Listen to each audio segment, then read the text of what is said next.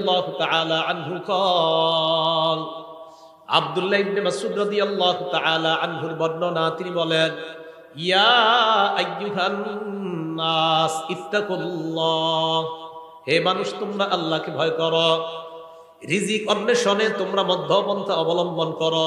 এবার যেটা বলবো অনুবাদটা মন দিয়ে শুনেন, কি কয় দেখেন। লা ইয়াহমিলান্নাকুম ইস্তিবতাউর রিজকি আন তাতলুবুহু বিমাআসিল্লাহ।